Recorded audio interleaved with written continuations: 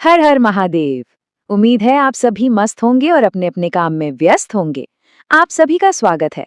आज हम सब मिलकर नवरात्रि के इस पावन पर्व को समझने की एक बहुत ही खूबसूरत यात्रा पर निकलने वाले हैं। देखिए, ये सिर्फ 9 रातों का एक उत्सव नहीं है, नहीं, बल्कि ये शक्ति, भक्ति और बुराई पर अच्छाई की जीत का एक बहुत ही गहरा प्रतीक है। तो चलिए इस प्यारे से त्योहार के मतलब को, इसके सार को समझते हैं। तो इस सफर में हम सबसे पहले ये जानेंगे कि भाई नवरात्रि शब्द का आखिर मतलब क्या है। फिर हम 9 देवियों को 3 हिस्सों में बांटकर समझेंगे और आखिर में देखेंगे कि इस त्योहार को पूरे भारत में किस जोश और उल्लास के साथ मनाया जाता है। तो चलिए सबसे पहले सबसे बुनियादी सवाल से ही शुरू करते हैं। आखिर ये नवरात्रि है क्या? आइए इस त्योहार की जड़ को, इसके असली मतलब को समझते हैं। जैसा कि नाम से ही पता चल रहा है ना, नव मतलब 9 और रात्रि मतलब रातें। तो नवरात्रि का सीधा साधा मतलब है 9 रातें। ये 9 रातों और 10 दिनों तक चलने वाला एक महापर्व है जो पूरी तरह से माँ दुर्गा और उनके 9 दिव्य स्वरूपों को समर्पित है। लेकिन रुकिए, ये सिर्फ 9 रातों की पूजा से कहीं ज्यादा है। इसके पीछे एक बहुत बड़ी, एक महान कहानी है। कहानी माँ दुर्गा की, जिन्होंने महिषासुर नाम के एक भयानक राक्षस का वध किया था। तो असल में ये त्योहार बुराई पर अच्छाई की एक जबरदस्त जीत का जश्न है। नवरात्रि के जो पहले 3 दिन होते हैं ना, वो हमें एक तरह से हमारी आध्यात्मिक यात्रा के लिए तैयार करते हैं। ये दिन देवी दुर्गा के उन स्वरूपों को समर्पित हैं जो साहस, तपस्या और निर्भयता मतलब फियरलेसनेस के प्रतीक हैं। तो शुरुआत होती है माँ शैलपुत्री से। शैलपुत्री यानी पर्वत की पुत्री। ये हिमालय की बेटी हैं और बैल पर सवार रहती हैं। इन्हें साहस और स्थिरता का प्रतीक माना जाता है। सोचिए, किसी भी नई शुरुआत के लिए जिस हिम्मत और स्टेबिलिटी की जरूरत होती है ना, वही हमें माँ शैलपुत्री से मिलती है। और इसी शुभ दिन पर घट स्थापना के साथ त्योहार शुरू हो जाता है। दूसरे दिन हम पूजते हैं माँ ब्रह्मचारिणी को, जो तप और वैराग्य का स्वरूप हैं। उनके एक हाथ में जपमाला और दूसरे में कमंडल।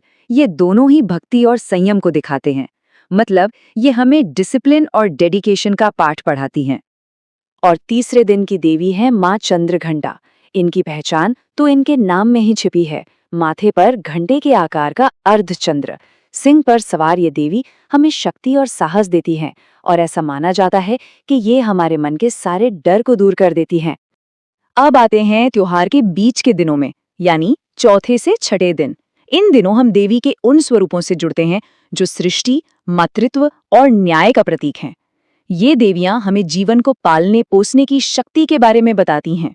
चौथे दिन की देवी है माँ कूष्मांडा, और इनके बारे में एक बहुत ही दिलचस्प बात कही जाती है कि इन्होंने सिर्फ अपनी एक हल्की सी मुस्कान से ही पूरे ब्रह्मांड की रचना कर दी थी। है ना कमाल की बात? ये हमें अच्छी सेहत, एनर्जी और समृद्धि का आशीर्वाद देती हैं। पांचवां दिन है देवी के मातृ स्वरूप का, यानी स्कंद माता का। भगवान कार्तिकेय की माँ के रूप में वे ममता, प्रेम और करुणा का सागर हैं। वो अपने भक्तों को मोक्ष का रास्ता दिखाती हैं। छठे दिन हम माँ कात्यायनी का आह्वान करते हैं। ये एक योद्धा देवी हैं। ऋषि कात्यायन की पुत्री के रूप में वो दुष्टों का संहार करती हैं और हम सबको अन्याय के खिलाफ खड़े होने की प्रेरणा देती हैं। चलिए, अब हम नवरात्रि के अंतिम पड़ाव में पहुंच गए हैं। ये जो आखिरी 3 दिन है ना, ये देवी के सबसे शक्तिशाली और सबसे प्रबुद्ध स्वरूपों को समर्पित हैं, जो विनाश, पवित्रता और सिद्धि का प्रतीक हैं। 7वां दिन माँ कालरात्रि का होता है, जो माँ दुर्गा का सबसे उग्र, सबसे भयानक रूप है।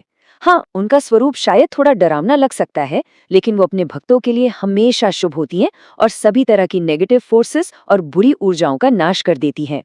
8वें दिन, जिसे हम अष्टमी भी कहते हैं, उस दिन हम माँ महागौरी के शांत, पवित्र और एकदम उज्जवल स्वरूप की पूजा करते हैं। ये दिन कन्या पूजन के लिए भी बहुत खास माना जाता है, जिसमें छोटी बच्चियों को देवी का साक्षात रूप मानकर उनकी पूजा की जाती है। और अंत में 9वें दिन हम माँ सिद्धिदात्री की पूजा करते हैं। जैसा कि नाम से ही जाहिर है, सिद्धि मतलब परफेक्शन और दात्री मतलब देने वाली। वे सभी तरह की सिद्धियों और शक्तियों को देने वाली हैं।